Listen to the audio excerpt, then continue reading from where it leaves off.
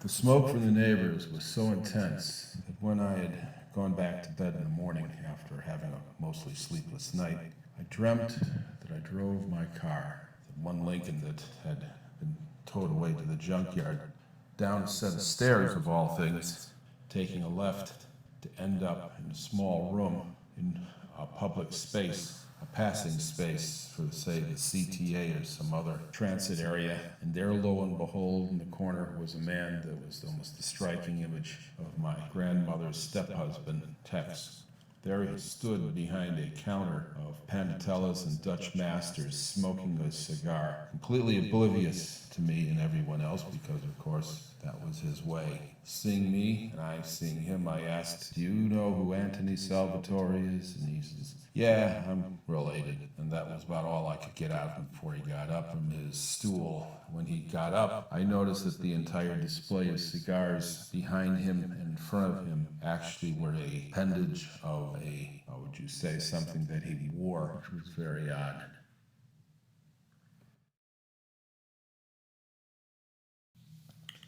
The issue was how to portray the underlying message. It came down to entering symbols of power into the elevator and making it visually understandable in a very short, almost immediate time.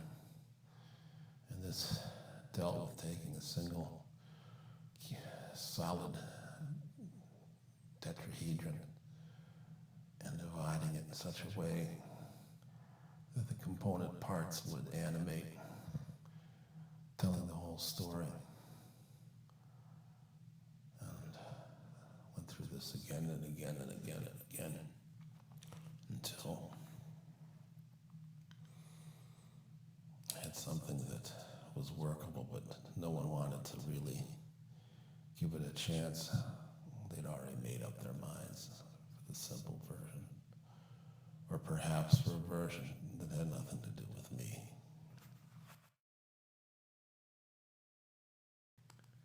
Each night I went to bed feeling scared, so scared that my only antidote was to sleep with a gun close at hand.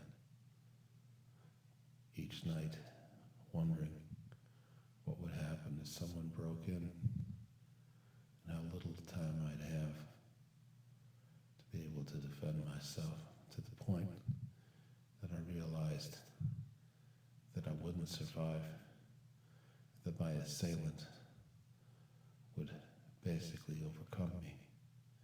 My only choice at that point was to make sure that my assailant would come with me, and a definite commitment would be made that we would both go together.